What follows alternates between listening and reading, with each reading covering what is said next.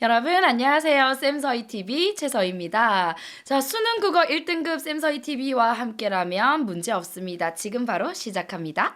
자, 오늘은요. 여러분 아마 고전소설 어려워하는 친구들 이런 생각했을 거예요. 너 누구냐? 대체 너 어디 있다가 나왔냐? 분명히 최서희라고 했다가 최한림이라고 했다가 최원수라고 했다가 대원수라고 했다가 소자라고 했다가 공이라고 했다가 누굽니까? 바로 그 부분 때문에 우리가 고전소설을 많이 어려워하거든요. 그래서 오늘 이 시간에는 헷갈릴 만한 인물 지칭 표현들을요, 이 자리에서 모두 다 확실하게 끝내기를 해보도록 하겠습니다. 지금 바로 출발할게요. 고전 소설이 어려운 이유. 자, 예를 들어서 제가 남자 주인공이에요. 그러면 최서희는, 그런데 내가 열심히 공부해. 그래서 막 과거 시험을 준비한다? 최생은, 유생은, 거기에다가 이제 내가 과거 급제를 했어. 최한림은, 그러다 갑자기 전쟁이 났네? 그러면 제가 또 전쟁에 우두머리로 나가게 되는 거야. 자, 최원수는, 대원수는, 그러다가 갑자기 왕의 눈에 들었어. 그래서 왕의 사위가 됐다? 그러면 부마는 뭡니까? 헷갈리죠. 바로 그거예요. 그래서 여러분, 고전소설은요, 인물만 잘 잡아도 절반은 간다라는 얘기가 있습니다. 그래서 인물 잡고 고고 하라고 늘 얘기하는데 그 인물을 가르쳐 주는 키워드들이 정해져 있어요. 꽤 많기는 한데 이제 익숙해져야 돼. 그러면 아주 단순해져요. 고전소설은 인물 지칭 표현들만 여러분이 잘 잡아가자. 그걸 목표로 공부를 시작해보면 좋겠습니다. 우선 남자들 너무 많아. 자, 조선시대가 얘들아 남성 중심의 사회였잖아요. 그러니까 이 남자들은요, 집안에서도 불리는 이름이 있고요, 또 집 밖에 나가서 관직에 따라서 불리는 게 다 달랐다. 그러다 보니까 이렇게나 많아요. 한번 같이 볼까요? 우선 벼슬을 안 한 남자야 그러면요, 생, 처사, 선비, 유생 이런 표현들이 나옵니다. 근데 문제는 벼슬을 한 이후부터인데요, 벼슬에 따라서 또 급별로 다 다르단 말이야. 일단 과거 1차 합격생을요, 우리는 생원 또는 진사 이렇게 부릅니다. 그래서 만약에 내가 과거 1차 합격을 했어. 그러면 최생원 이렇게 불리겠죠. 자, 그다음 문과다. 무과다에 따라서 또 달라요. 무력 무과다라고 하면요, 일단 전쟁에 나갑니다. 그래서 대원수 또는 원수 이렇게 불리잖아. 우두머리야. 자, 그 밑에는 부원수 또는 장군 이렇게도 불릴 수 있고요. 문과가 너무너무 복잡해. 여러분, 승상, 정상, 재상 많이 들어봤죠? 이거요, 사진 정의 찾으면 하나하나 다 의미가 미묘하게 다르기는 한데요, 굳이 구별할 필요 있다 없다? 없어요. 그냥 예? 문과 어떤 직책을 얘기하는 거야. 높은 사람인가 보다. 그런데 여기서 여러분 반드시 챙겨야 될 거 상공입니다. 자, 이 상공은요, 자주 나오는데, 자, 벼슬의 이름이기도 하고요, 높은 자리야. 또는요, 아내가 자기 남편을 높여 부를 때, 사대부 가문에서요, 아내가 자기 남편을 높여 부를 때 상공께서는 이렇게 말하기도 합니다. 그래서 상황 맥락에 따라서 도움이 될 수 있는 핵심 용어라고 생각해 두세요. 그 다음 뭐 판서, 상서, 판관, 시중, 시랑, 부사, 한림, 태사 너무나 많지. 자, 거기서 이제 지방까지 내려가면요, 최태수, 최군수, 현감, 원, 절도사, 관찰사, 좌수, 목사, 현령. 여러분, 목사도요, 지방관입니다. 그거 알아두세요. 자, 죄인을 신문하거나 하옥하는 관직을요, 그럼 의금부라고도 하고요, 또는 형조라고도 얘기를 한다라는 거. 여기까지가 너무나 많지만 일일이 외운다는 생각보다는 익힌다라는 생각으로 가면 좋을 것 같습니다.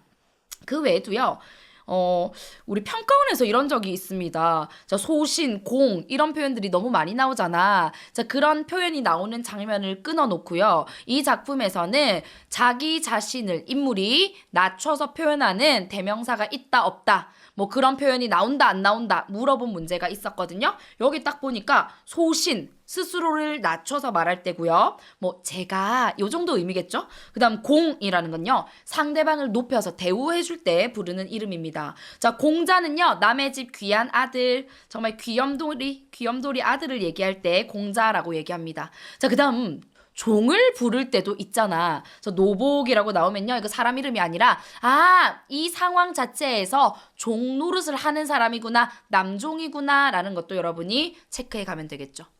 짠! 끝났어요. 일단 남자는 여기까지가 다야. 여자로 넘어가잖아요. 좀 가볍습니다. 가볼래요? 자, 여성 같은 경우는요. 여인, 아가씨, 소저 이렇게 봐. 소저, 낭자, 규중, 처자. 얘는 다 결혼 안 한 아가씨, 여인을 가리키는 말이고요. 이제 결혼을 했어. 그럼 더 간단해져. 부인을 붙이면 됩니다. 또는 씨를 붙이면 돼요. 최부인, 최씨 하면 아, 결혼한 여자구나. 이렇게 생각하시면 되고요. 자, 시비 별표 하나 칠게요. 시비 걸지 마라. 그 시비 아니에요. 시비가 딱 나오면 계집 여종, 여종을 얘기하는 거구나라는 거 알아두시고요. 또 남의 어머니를 높임의 의도를 가지고 모부인이라고 얘기하기도 합니다. 여러분 고전 소설이나 사극 보다 보면 어때요? 첩이 이런 말 많이 들어봤지? 첩이라고? 자, 이 첩은요 2가지 의미로 다 사용될 수가 있습니다. 정식 아내 이외에 데리고 사는 여자, 우리 일반적으로 알고 있는 첩이 그 의미가 첫 번째고요. 두 번째는 결혼한 여자가요 윗사람을 상대해서 자기 자신을 가리킬 때 첩이 이런 생각을 올리겠습니다. 이렇게 그러니까 자기를 낮춰서 표현하는 의미입니다. 이거 모르는 친구들 의외로 많다? 근데 고전소설에서는 요 2번째 의미로 상당히 많이 사용되고 있다라는 것도 알아두시고요. 소첩이나 천첩이라는 말도 사용이 되더라. 끝났어요. 여성도 별거 없죠. 이제 왕족 세계로 한번 넘어가 보도록 할게요. 자, 왕이 일단은 많이 나오는데 이 상자 있죠. 윗상자 요렇게 써가지고 상이라고 나오면 아, 임금이다, 왕이다 이렇게 생각할 수 있어야 돼. 그 정도까지는 여러분이 자연스럽게 익혀야 되고요. 과인이라는 말은요 낮춤의 의미가 들어있는 말이야. 그러니까 왕이 자기 자신을 좀 낮춰서 얘기할 때 과인이 말하노라 이렇게 얘기를 합니다. 자, 그 다음 이제 중국을 배경으로 하는 소설들이 꽤 많잖아요. 자, 중국 왕은요 황자가 붙어요. 황제, 황상 또는 천자 요렇게 여러분이 체크를 해두시고요. 이제 천상계다. 우리 고전소설 보면요 이원론적 세계관 많아요. 천상계와 지상계. 그때 천상계를 다스리는 왕을 얘기할 때는요 옥황상제라고 하거나 또는 상제라고 얘기합니다. 지금 여러분이 딱 한 번만 들어놔도요 그냥 갑자기 막 생각이 난다? 그래서 익숙하게 여러 번 익혀놓는 게 아주 중요한데요. 저승계는 뭐라고 할까요? 염라대왕이라고 하죠. 자, 왕의 어머니는 대비, 왕의 부인은 왕비, 왕후, 중전. 여러분 잘 아는 내용들이고요. 자, 이제 왕의 아들, 딸이 있는데 아들은 세자, 또 대군, 군, 딸 같은 경우는 공주, 옹주 이렇게 불린다는 건 어렵지 않아. 근데 여기서 진짜 자주 나오는 게 바로 부마입니다. 부마가 딱 나왔더니 우리 반 어떤 친구가 말인가요? 부마가 뭐죠? 사람 이름인가요? 아니야. 얘들아, 부마는 고전 필수 어휘예요. 왕의 사위입니다. 주로 아주 뛰어난 남자 주인공이 있어. 근데 이 남자 주인공은 이미 사랑하는 여자가 있다? 그런데 이 왕족 집안에서요. 너무 얘가 괜찮은 거야. 그래서 사위로 왕이 맞아들이고 싶어. 그래서 강제로 결혼을 막 추진하는 과정에서 부마의 명을 내리니 부마가 되도록 하여라. 뭐 이렇게 말을 많이 합니다. 그런 부분에서 여러분이 이렇게 알아두면 도움 많이 될 거예요.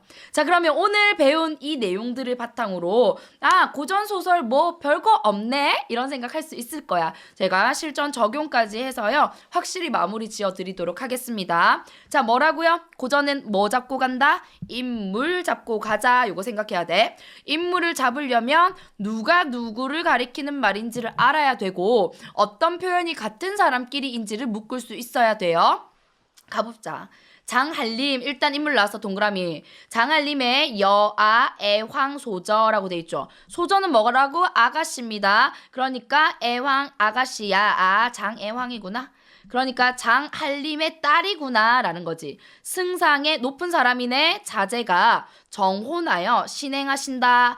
뭐야, 승상 높은 사람인데 애황이랑 뭔가 정혼한 사이인가? 라는 판단할 수 있어야 돼. 자, 난향이라는 사람 이름이 나왔어요. 승상의 집에 왔네요. 잔치를 배설하고, 배설하다 필수 어휘야. 잔치를 열고 차리고 대소 빈객이 손님들이 구름같이 모였더라. 자, 난향 계속 인물 잡고 갈게요. 가만 마마에서 내려 안채의 대청으로 들어가니 모든 부인은 결혼한 여자들을 얘기하는 거야. 자, 부인이 모여 앉았다가 난향을 보고 칭찬합니다. 어여쁘다 장소저야 끊어보세요. 여러분 여기서 이상함을 느꼈어야죠. 우리는 인물 잡고 가는데 난향을 잡고 갔어요. 그런데 이 난향한테 장소저라고 얘기를 해요. 장소저, 장아가씨이거든. 우리 첫 번째 줄에서 장소저는 누구였어요? 장알림의 딸 장애황이었거든. 얘는 난향이 아니야. 그러니까 아하, 상황 파악됐지. 인물만 잘 잡아도요, 난향을 사람들이 장소저라고 지금 오해하고 있는 그런 장면이네 라는 것 잡을 수 있어요. 계속 가볼게요. 진실로 공자의 짝이로다. 공자가 누구예요? 남의 집 귀한 아들을 높여 부르는 말이라고 했지. 그럼 여기서 남자 누구였는데 승상의 자제랑 연결시킬 수 있겠죠. 자, 사람들은 지금 장애왕과 승상의 자제가 지금 결연한 상황인 줄 알고 있어. 그런데 알고 보니까 애왕이 아니라 걔는 난향이야. 장면 파악됐어요? 이제 다시 계속 가볼게요. 칭찬이 분분할세. 난향이 일어나 외당으로 나아가니 내외 빈객이 크게 놀란다. 난향이 왜 놀라냐면요. 얘들아, 외당은 바깥쪽에 있는 것, 주로 남성들의 공간이야. 여성은요, 내당에 있어야 돼요. 그래서 남녀가 유별하기 때문에 같은 공간을 공유할 수가 없어. 남자의 공간으로 간 거야. 그러니까 다들 놀랐네? 난향이 승상 앞에 나아가 좌우를 돌아보며 여러분 여기까지 왔어요. 봐봐. 승상의 자제랑 지금 장애왕이 결혼하는 줄 알고 있는데 지금 사실은 애왕이 아니라 걔가 난향이잖아. 근데 얘가 승상 앞에 찾아갔다라는 것은요, 그 시아버지 역할을 하는 사람, 그 위치에 있는 사람한테 간 거야. 맞지? 그러면서 나는 장미동 장한림 댁의 소저 시비 난향이다. 요거 놓치지 않았어야죠. 이제 보이지? 시비가 뭐라고요? 계집 여종을 얘기하는 겁니다. 나 종이야. 나 그러니까 이 집 여종이었거든. 여종이 지금 그 집 아가씨인 채 하고 온 거야. 무슨 상황이야? 외람이 소저의 이름을 띠고 그 우리 집 아가씨 장애황의 애황이의 이름을 띠고 승상을 잠깐 속였다. 왕희는 나라의 녹을 받는 중신으로 명망이 일국의 으뜸이다. 그러면 왕희라는 이름이 나왔어. 승상의 이름이 왕희구나. 자, 녹을 받는 중신으로 명망이 일국의 으뜸이요. 부귀 천하의 제1이라. 내 자식의 혼사를 이룰진데 매파를 보내 예의를 갖추어 인연을 맺음이 당연하거늘. 이거 붙여야죠. 내 무도 불의를 의가 없다는 거야. 그래서 도리도 모르고 그런 식으로 깊은 밤에 노복을 보냈대요. 노복이 뭔데? 남종입니다. 너 남종을 보내서 가만히 사대부가의 내정에 돌입하여 규중 저자를 납치하면 무슨 뜻이냐? 아하, 지금 승상이 자신의 아들과 애왕이를 연결시켜 주고 싶어서 납치를 벌였네? 그 사실을 알고요, 난향이 자기 아가씨 대신에 난향이 장소저인 척하고 온 거구나 라는 거 파악 가능하죠. 자, 우리 아가씨는 너의 모욕을 피하여 계시나 결단코 자결하여 원혼이 되었을 것이니 어찌 통분치 않으리요 하면서 화를 내고 있는 장면입니다. 짠! 여러분 잘 보이지? 이게 웬일이야. 실제로 이 장면을요, 수험생들이 읽었을 때 굉장히 어려워했거든요. 그런데 인물만 잘 잡고 가니까 상황 파악 끝나버리죠. 시비, 계집 여종이 그 집 아가씨인 척을 했어요. 왜 그럴 수밖에 없었냐? 왕희가요, 승상입니다. 높은 사람이야. 자신의 자제 아들과 결혼시키고 싶어서 납치를 했네? 그 과정에서 진짜로 장애황이라는 아가씨는 숨기고 종이 대신 납치를 당해서 온 상황입니다. 이해됐죠? 바로 그거야. 그래서 고전은요, 인물을 잘 잡는다 기억하세요. 그리고 오늘 배운 이 개념들 여러분 확실하게 여러분 것으로 만들었으면 좋겠습니다. 고전 문학 자신 있을 거예요. 자, 오늘 쌤서희TV는 여기까지입니다. 여러분 구독과 알림 설정, 좋아요는요, 항상 수능 1등급으로 가는 지름길을 마련해 줄 겁니다. 자, 오늘도 고생 많았어요. 다음 시간에 만나요. 안녕.